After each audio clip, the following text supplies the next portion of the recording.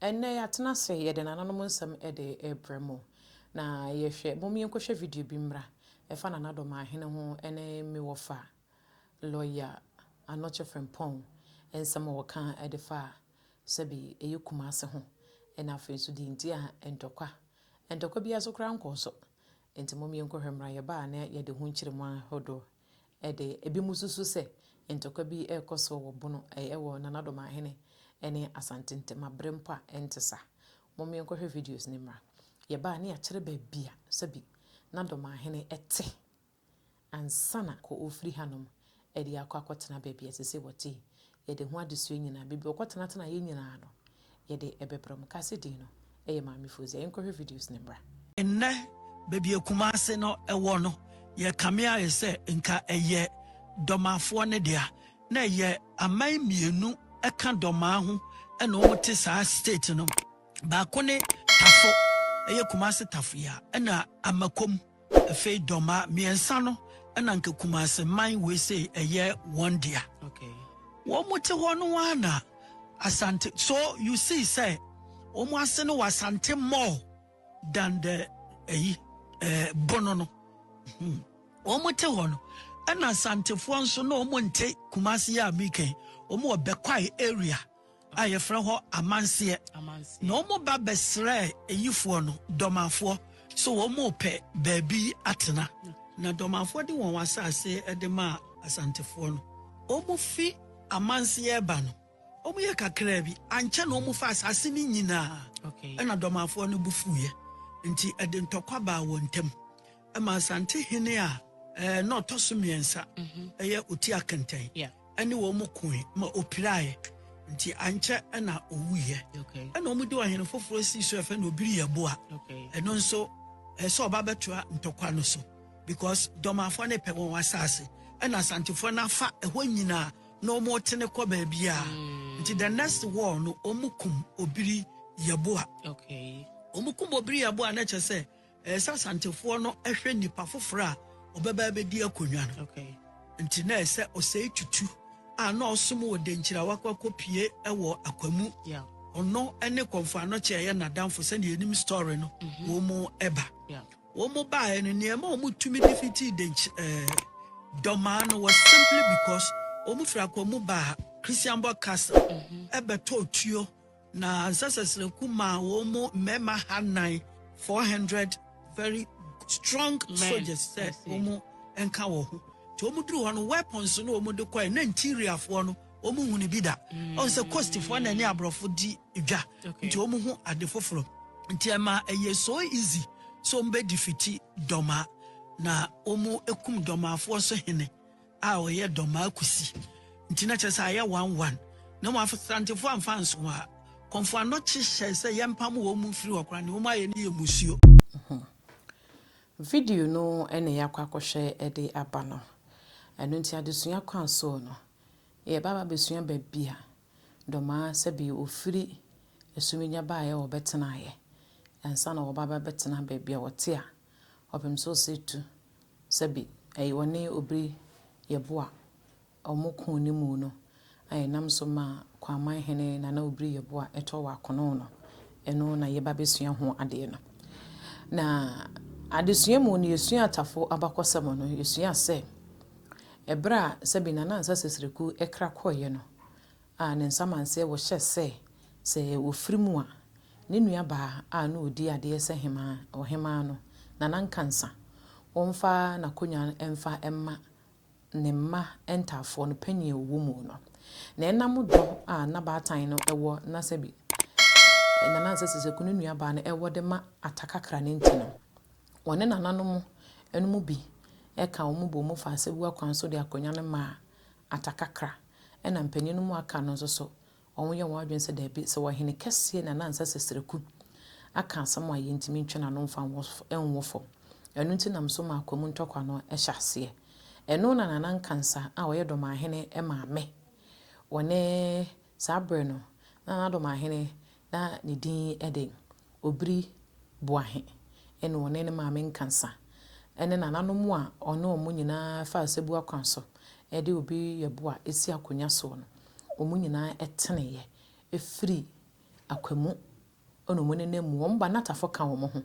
ene omo nyina efiri akwamu ba ebetena asuminya nti omo betena asuminya no ena tafo efiri asuminya ebetena adwumam Kenya ase adwumam asem na meken ehonom na tafo di kan betena eno nti BBC ewo asuminya enna enam so ma sebidoma efiri asuminya ena wobetena tafo enchen ewo adwumam Kenya ase adwumam se Kenya ase adwumam kura meka ho asem eya Asante Hema kuru asebi Asante Hema abosom kese ewo eno nti doma betena Kenya ase adwumam wobetena tafo nchen no ewo mu no beka kire tafo se wonye baabi ewo sebi sontire no so eno nti ho eno wo kwakọbọ ne sesen eno nti ebra doma efiri ne nua tafo nchen a obetena sentreso no ena tafo nso firi adwumam na ono nso betena krobo ye ka kroba mprimpri no ene ne Dr. Mensa honom no eho ena tafo betena ya ansa na akiri wo kwakọ hunu eye tafo amo akotena wo kodru tafo mpu no na enkrofo no mu bie dikan wo honom dada wo nte wa ye buokrumfo eno nti hwetafo ne mpotamu honom a buokrum ene dikan ekopie mu ewo pom ho buokrum hene a wo mkoto wo sabren na buokrum hene no na sabi na oyo oba ena na odi buokrumfo no animu anase odi won eso owuye no ena ne baba esusu bedi ade se buokrum hene eno nti yentwa babia sontire no wo no na yentwa ho mfonyi ne nkyere mo babia na sabi doma ebetena ye ewo Kumase no sabremu a na doma hene ebetena Kumase no na kwaman hene a no wo honom no eye na oti akenten na oti akenten bre so nso ena sabi eye asafo onso so ye den ebeba betena ye ebetena sabi edum a yede ho adesua nyina yede bebremo enu nti sa wo hwa yede kansua ho ade enu nti sontiro no bebi afanie sontiro no ehya ase free Abrepo Junction new plan ho no new plan ase honom na wo sane de akọ ofro de akọ Prempeh College Centreso honom Centreso Government Hospital honom esio ni namua kwakwakofa north no wafa housing corporation ho Rivoli ase ho asem na making no watane ya kwakwafa JLI ofa JLI a no watane afa akwakofa Cambridge International School ho na watwa kwan nim a no wasa dane aba befa St. Leo honom no eye Prince of Peace ho na afenso ha akopie mu ewo paala mu na afenso watane akọ eno nti ye ka paala mu ababia sesei yaye interchange ne wonom no ehonom ene paala mu ehonom ena sebi esosontire sebi nanamumu eno no eno nti baabia na doma ate no na wote ufri eno na metwa ho mfonya che wotra new planner a wo fro de akọ Central Government Hospital honom no efiri honom nyina ekọ housing corporation ho ekofa JLI ho ekwa Shebetel honom ewie etisi South Junction honom no ehonom ena na yesu ntreso ehonom ehone sentreso ehonom na nadoma ete na emomu no na nye Kumase nyina na sebi eye doma ena na ote ye ka omo na omo wonsa ase a ewo Kumase ankasa sebi nadoma anka ho eno nti bebia nadoma ate no ehomfonyine na metwa ede akere mo no eno nti bra na Asante sebi eba ho kohia se amaman omo wa Asante a omo nyina dada amaman dada no ye keka omo nyina bomu ama omo beka Asante ho no sebi ebi wo Asante ne won kasa mo mbeka ho ebi won so Asante ne won koye ansana sebi wode omo eba beka ho sa bre ne mu no nana oti akenten kra koye na obri yebo a eba bedi ade se kwa aman hene no na hono mu ni nyina no sebi na nani so ade hunu se sa anka bomu ne beba eno nti na sabre no obri yebo abre so no na asafo mu nyina ene dade so oba mu nyina ababa beka sebi kwaman ho eno nti na aka doma eno nti ko ana obri yebo a kwaman hene ene doma ekono no ono wo konsensanse ono aka boko no ante ase da ne ko no ono wo ko no de wabeka ho esanse na za wo hwe bia na sebi kwaman ewa na kwaman wa adumu ankasa ye hwe bia sese bia military fort ne wo no na hwe bia Bank of Ghana wo no na honum ni nyinara etene de ko wo de sane de akọ City Hotel nsumu nya honum nyinaa sebi na ye kwaman de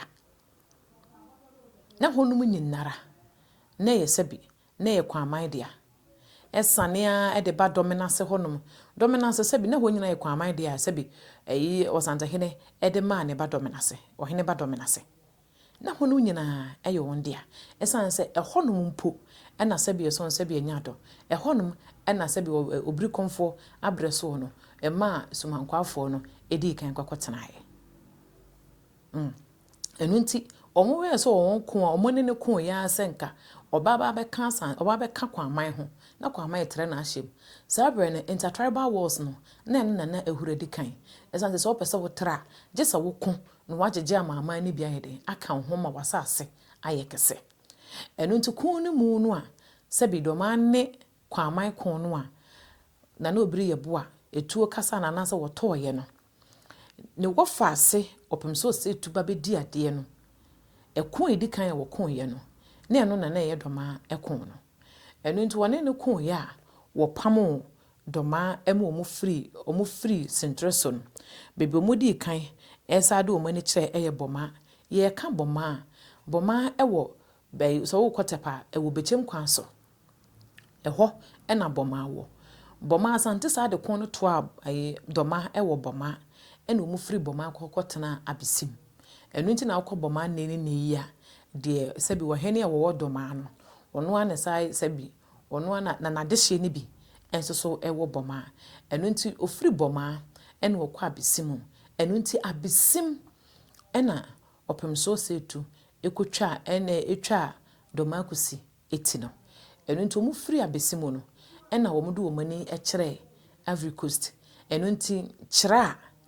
wo na doma hene kru no eye kira ena asante kura enu so wo bono no so eye nkira